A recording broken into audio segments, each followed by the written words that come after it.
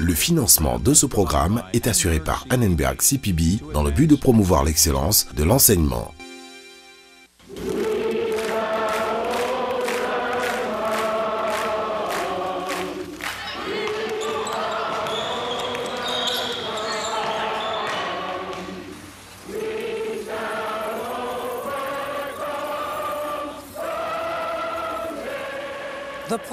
La promesse d'égalité sociale et politique occupe une place de choix dans la vie des Américains. Qui que nous soyons, nous voulons vivre à l'abri de toute discrimination. Nous voulons l'égalité. Nous appelons cela nos droits civiques.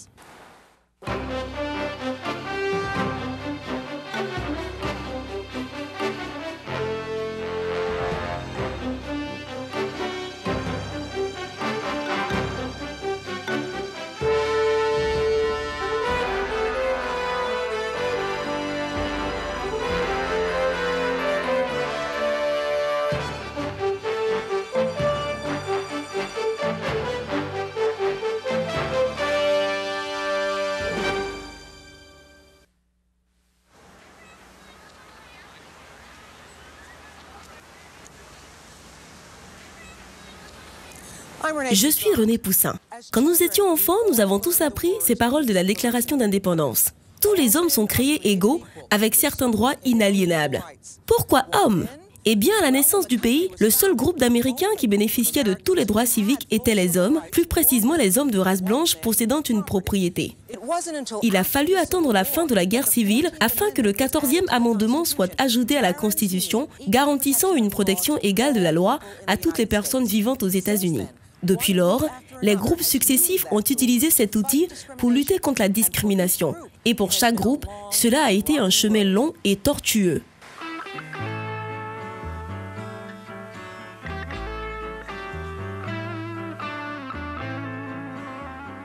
À l'origine, le 14e amendement a été conçu pour accorder des droits égaux aux esclaves nouvellement libérés.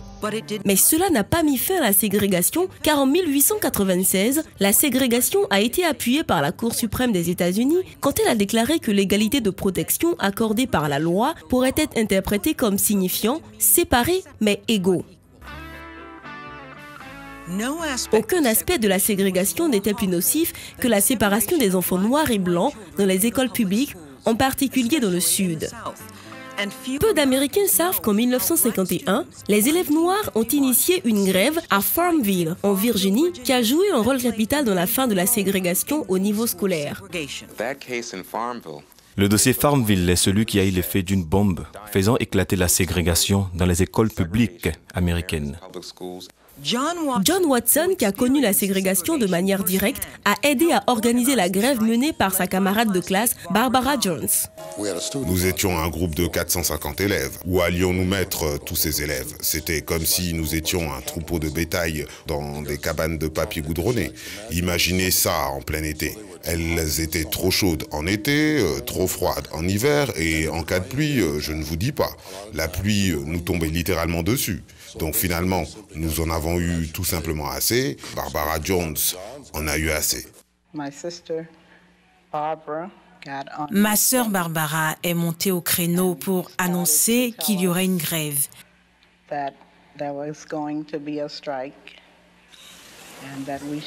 Et que nous devrions suivre tout ce qu'elle donnerait comme instruction. Et elle se tint debout et commença à parler. Et je fus choquée. Vous voyez, au moment où nous sommes arrivés à la Réunion le 23 avril 1951, tout le monde avait été incité à comprendre ce à quoi nous étions opposés. Tout d'abord, nous étions opposés à un système qui nous avait complètement ignorés. Les élèves qui faisaient partie du comité avaient eu l'occasion de voyager. Ils avaient vu d'autres écoles minoritaires, mieux équipées que la nôtre. On considère que le leadership de Barbara Jones au lycée Moton est dû à l'influence de son oncle, Vernon Jones, un célèbre militant des droits civiques à l'époque. Nous réclamions tant et avions si peu. Que de talent et des compétences gâchées ici, dans ces écoles. Pour moi, cela est à la fois tragique et honteux. Et c'est essentiellement ce qui m'a motivée à vouloir voir ici des changements pour les élèves. Les élèves ont maintenu leur grève pendant 2 semaines, puis ils sont retournés à leur école ségrégée. Mais le pouvoir blanc était en colère. Il y a eu des répercussions. Ma sœur a été envoyée à Montgomery, en Alabama, pour vivre avec mon oncle Vernon, parce qu'on avait peur pour sa vie. Il y avait eu des menaces.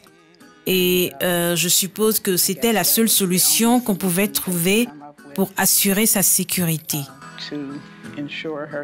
Tante Marie a appelé et a dit « Quelque chose de grave s'est produit ici. Une croix a été brûlée dans la cour de l'école. » J'ai dit « Tante Marie, tu plaisantes ?» Et elle a dit non. Et nous y sommes allés.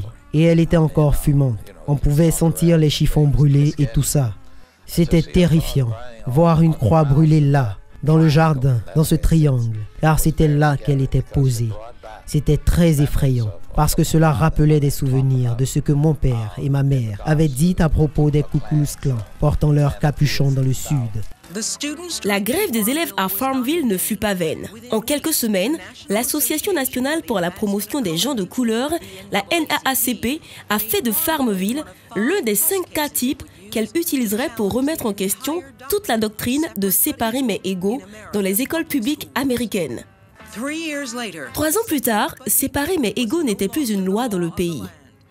En mai 1954, la Cour suprême américaine a rendu une décision unanime sur le dossier historique des droits civiques. Brown contre le conseil scolaire. La Cour a jugé que la ségrégation approuvée par l'État au sein des écoles publiques constituait une violation du 14e amendement et était donc anticonstitutionnelle. Les membres du conseil scolaire de Farmville ont riposté.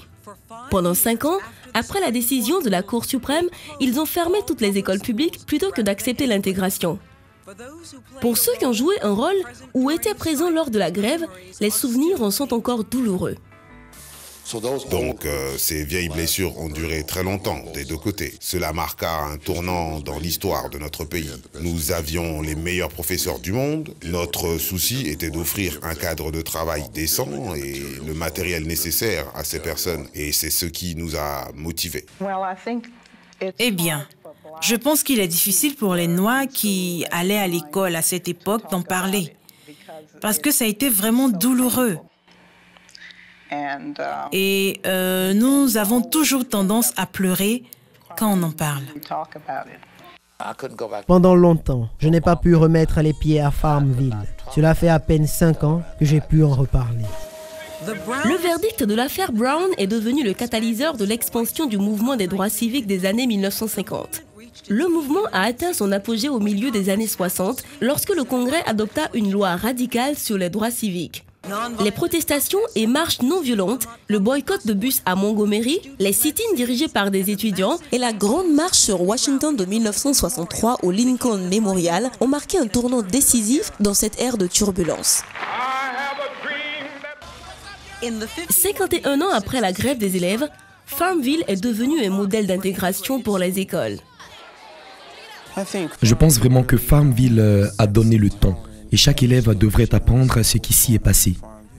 Il ne s'agit pas de commencer par un constat de la situation actuelle, mais plutôt de remonter au verdict de l'affaire Brown contre le conseil scolaire, de mesurer les conséquences de cette décision et d'étudier la transition qui s'est produite entre 1954 et 2002.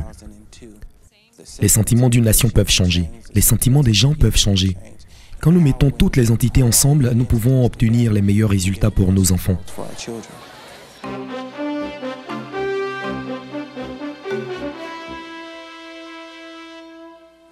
À la naissance de l'Amérique, les pères fondateurs ont dénié aux femmes presque tous leurs droits civiques. Il a fallu attendre 1920 pour obtenir le droit de vote et jusqu'aux années 1970 pour gagner une totale égalité juridique.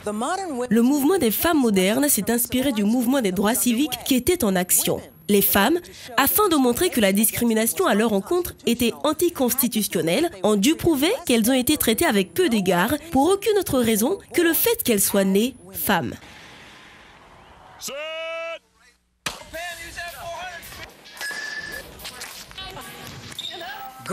Les filles de l'école de sport de Michigan jouent pour gagner. Elles frappent. Elles plongent et elles s'efforcent d'exceller. Mais ces athlètes féminines disent que trop souvent, elles sont placées dans une situation peu avantageuse simplement parce qu'elles sont des filles. Nous voulons juste l'égalité des droits pour chacune de nous, et non pas à cause de notre genre, mais parce que nous sommes des athlètes et que nous avons du talent. Jay Eveland est conseillère d'orientation à East Kentwood High à Grand Rapids dans le Michigan. Ses filles sont athlètes à East Kentwood. Son amie et collègue Diane Madsen est professeure de chimie. Ses filles sont des athlètes à Northview High. Il y a une loi qui dit déjà que cela ne devrait pas se faire.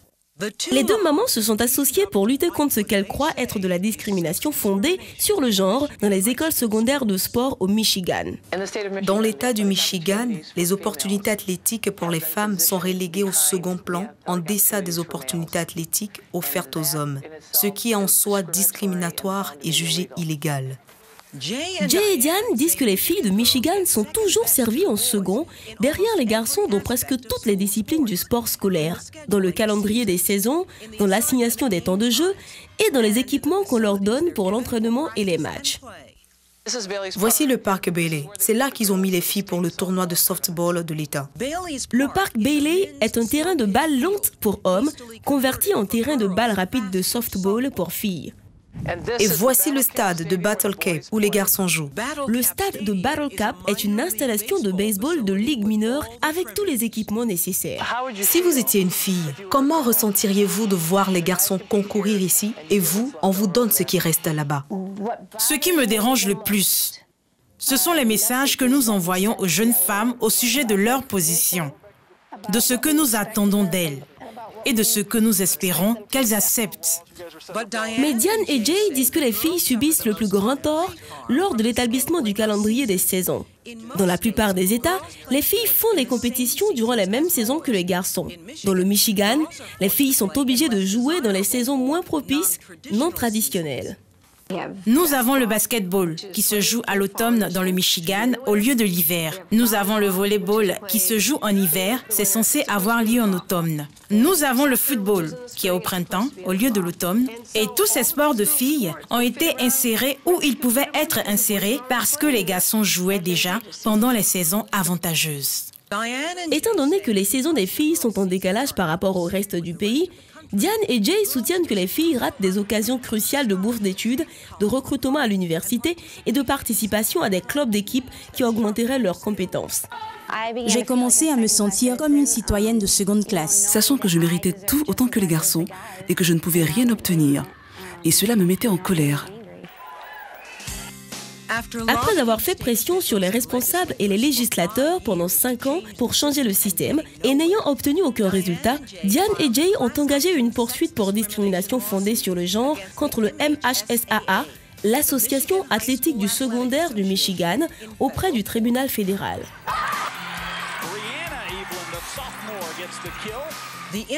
Le MHSAA coordonne les activités sportives scolaires dans l'État du Michigan. Les écoles du Michigan ont longtemps soutenu que les saisons distinctes permettaient une utilisation maximale des ressources scolaires, comme l'encadrement et les installations, et accroissaient les opportunités pour les filles. Les plaignantes dans cette affaire disent que toute différence est une discrimination.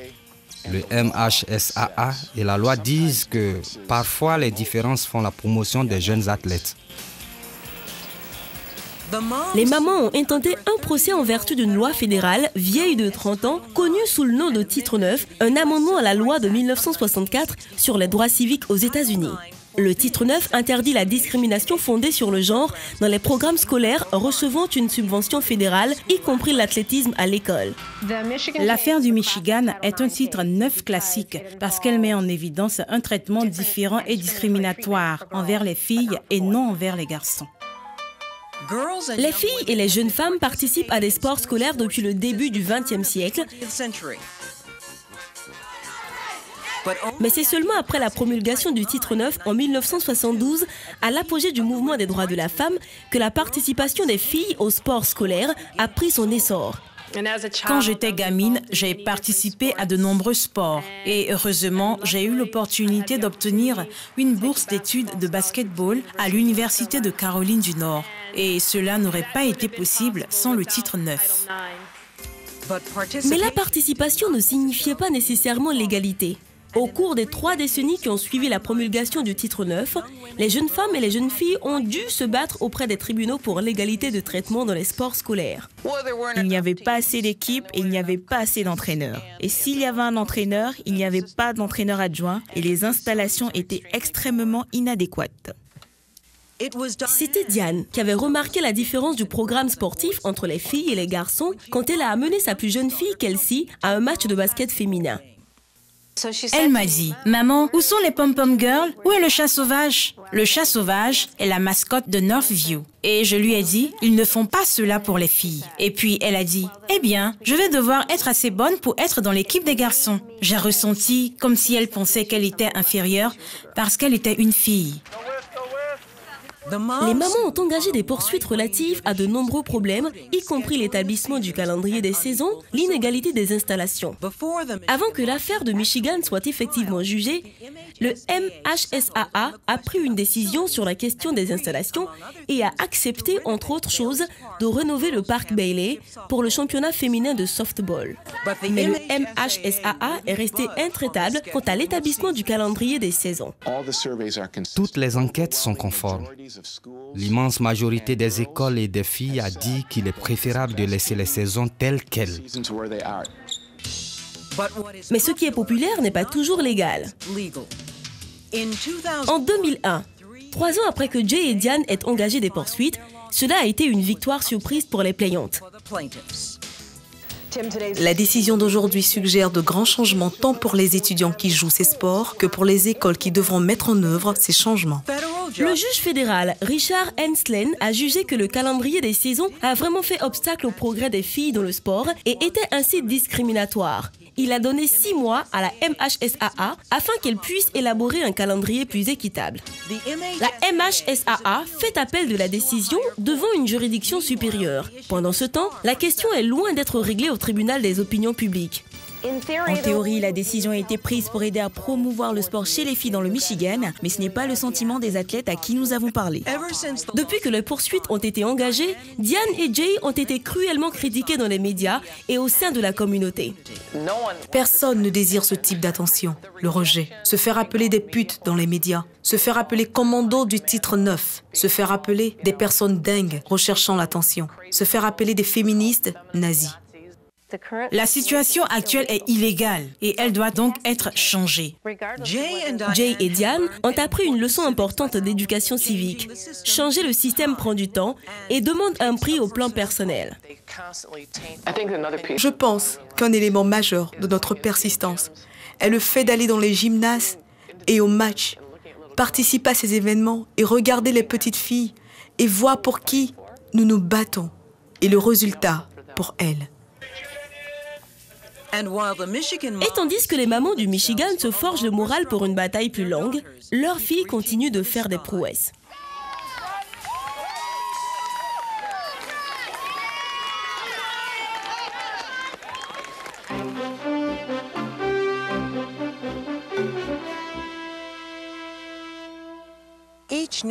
Chaque nouveau groupe qui lutte pour l'égalité élargit la définition de ce qui constitue la discrimination dans la société américaine.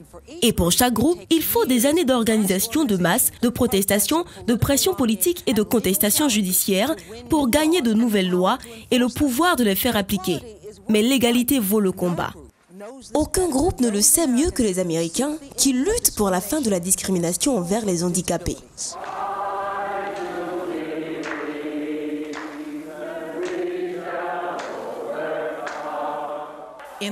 Dans les années 1970, un jeune mouvement des droits des handicapés a touché les cœurs de ceux qui avaient combattu pour l'égalité raciale et des sexes. Allons-nous perpétuer la ségrégation dans notre société? La première grande opportunité est venue du Congrès quand il a adopté la loi sur la réhabilitation de 1973 qui contenait l'article 504 qui dit que les programmes et les installations financés par le gouvernement fédéral doivent être accessibles aux personnes handicapées. Mais la loi n'a pas changé grand-chose parce qu'elle n'était pas appliquée. Ainsi, en 1977, des militants, dont l'enseignante Judy Heumann, en ont eu marre d'attendre. Ils ont affronté les responsables politiques devant l'immeuble du bureau fédéral à San Francisco. Le premier point intéressant entre nous et les médias a été d'essayer d'amener les médias à ne pas nous voir comme des malades, mais de vraiment s'efforcer de voir ça comme un problème de droit civique. 26 jours plus tard, les représentants fédéraux ont accepté de signer le texte d'application et les manifestants ont déclaré victoire.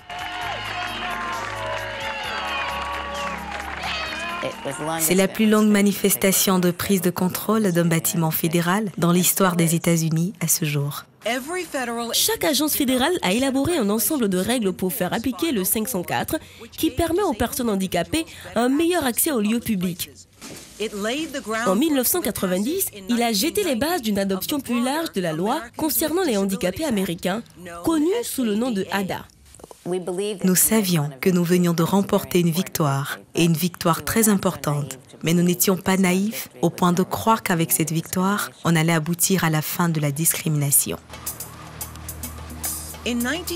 En 1992, le sergent Bobby Coward de la force aérienne est devenu une victime innocente d'un accident de voiture. J'étais en chemin pour la maison et il y avait une poursuite policière. Ils ont traversé l'intersection à laquelle j'avais le feu vert. J'ai essayé d'éviter l'accident, mais mon camion s'est renversé, me brisant le cou. Je me suis réveillé un mois plus tard, dans l'unité de traumatologie, paralysé du cou jusqu'en bas. La famille et les amis rendaient visite à Bobby tous les jours et pour l'aider à revenir à une vie indépendante, ils ont transformé le sous-sol de la maison de sa mère en une pièce d'habitation accessible. C'est ma caverne, c'est ici que j'hiberne, mais on ne me torture pas ici. J'adore être ici. J'aime cet endroit. Bobby a demandé un emploi administratif physiquement moins exigeant dans le domaine de l'aéronautique. Il a adressé des demandes pour des programmes de formation conçus pour les personnes handicapées sous la direction du gouvernement. J'ai passé 1 an et demi à élaborer un plan de travail indépendant.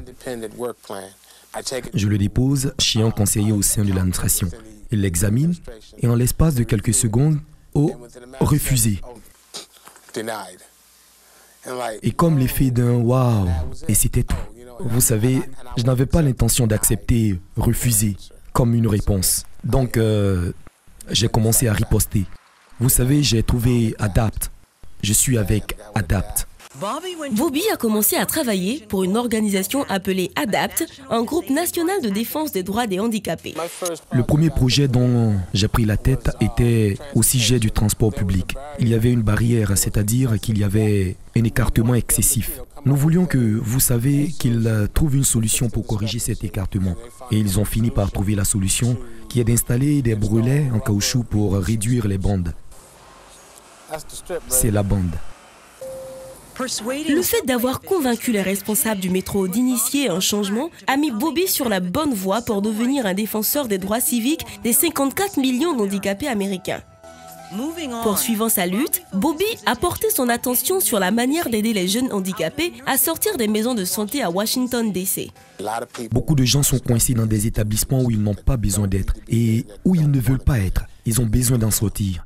Prenons le cas du poseur de tapis, Michael Elmore, qui a été percuté et rendu paralysé par un conducteur en délit de fuite alors qu'il circulait à vélo.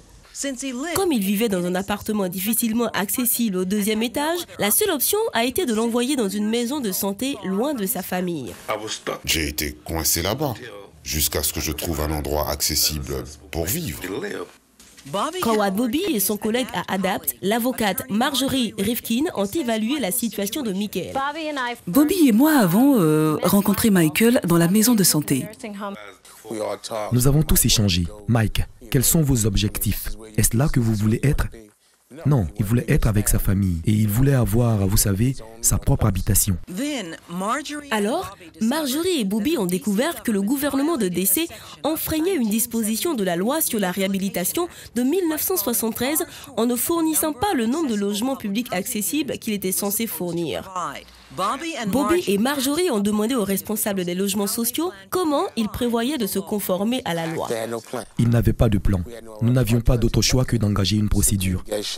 ADAPT a donc déposé une poursuite en recours collectif au nom de Michael Elmore et 8 autres personnes handicapées. Le gouvernement de D.C. a réglé le litige à l'amiable, promettant 568 logements plus accessibles. Et ils ont également trouvé un appartement convenable pour Michael Elmore. La bonne nouvelle dans tout ça, c'est d'être à nouveau en famille. Il a littéralement répondu au téléphone, ne sachant pas que c'était moi à l'appareil, en disant « Vous êtes à la maison du bonheur d'Elmore Michael », ce qui m'a vraiment amusé. Et ainsi va la lutte pour l'indépendance et l'égalité. Bobby Quad, avec la DAP du quartier du Capitole. Bobby a toujours l'intention un jour de poursuivre sa carrière dans l'aviation. En attendant, il espère que ses efforts porteront leurs fruits au moment opportun, ce qui permettra à plus d'Américains handicapés de choisir l'indépendance et de revendiquer l'égalité des droits.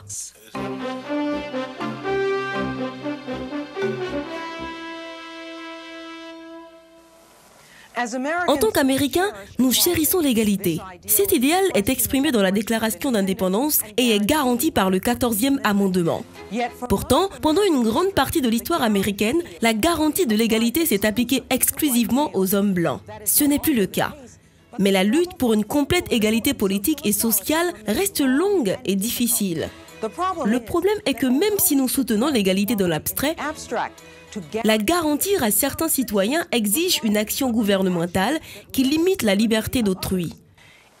Toute discussion sur l'égalité doit aussi faire face à la question de ce que cela signifie. Est-ce que l'égalité veut dire l'égalité des chances ou ça veut dire l'égalité des résultats? Assurer l'égalité des résultats nécessite une intervention accrue du gouvernement et un plus grand conflit avec les droits individuels, parce que le gouvernement doit intervenir pour défendre les intérêts des personnes défavorisées.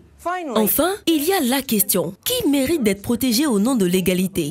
Il y a 50 ans, lorsque le mouvement des droits civiques a été mis en route, peu de personnes auraient pu imaginer le mouvement moderne des femmes ou les demandes d'égalité exprimées par les personnes à mobilité réduite, les personnes âgées ou les pauvres. Pourtant, toutes ces questions sont importantes aujourd'hui alors que le gouvernement lutte pour déterminer qui a besoin de protection contre la discrimination et qui n'en a pas besoin.